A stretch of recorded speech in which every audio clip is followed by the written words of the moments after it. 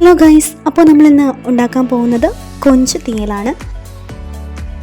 ആദ്യം തന്നെ ചൂടായ ചട്ടിയിലേക്ക് ലേശം എണ്ണ ഒഴിച്ച ശേഷം തേങ്ങ ഇടുക. കടയിൽ ഒട്ടിപ്പിടിക്കാതെ ഇളക്കുക. അതിലേക്ക് മഞ്ഞൾപ്പൊടി, മല്ലിപ്പൊടി, മുളക് പൊടി എന്നിവ ചേർക്കുക.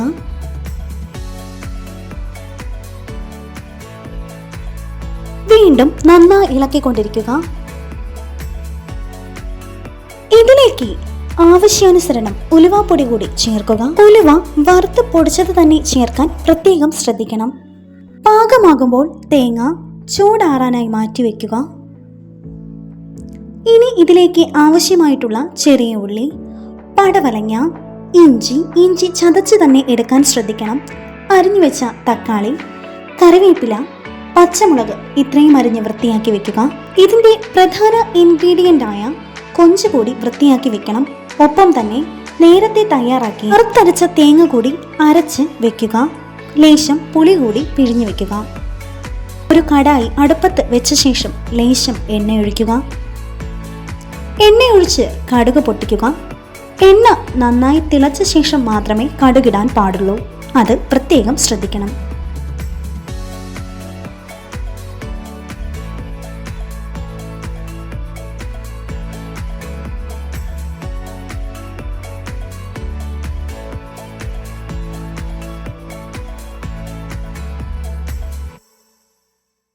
കടുക് പൊട്ടിയ ശേഷം കറിവേപ്പിലയും പച്ചമുളകും കൂടി ചേർക്കുക.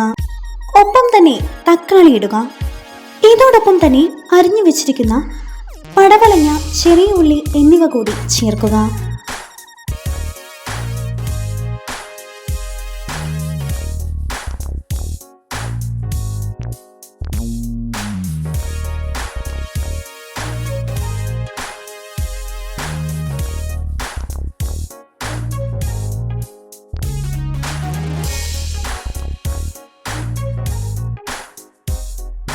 ഇനി അടച്ചു വെച്ച് 5 മുതൽ 7 മിനിറ്റ് വരെ ലോ ഫ്ലെയിമിൽ വേവിക്കുക.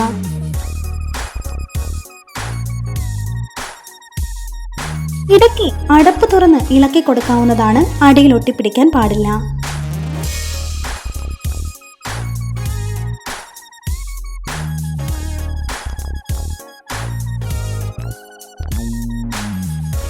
ഇവ ഏകദേശം ഒരു ബ്രൗൺ കളർ ആകുമ്പോൾ വീണ്ടും നന്നായി ഇളക്കുക. ഇതിലേക്ക് നമ്മൾ വൃത്തിയാക്കി വെച്ചിരിക്കുന്ന കൊഞ്ച് കൂടി ചേർക്കുക.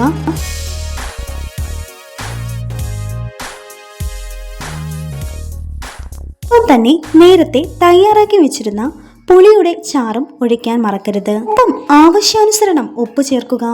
നേരത്തെ തയ്യാറാക്കി വെച്ചിരിക്കുന്ന അരപ്പ് ഇതിലേക്ക് ചേർക്കുക.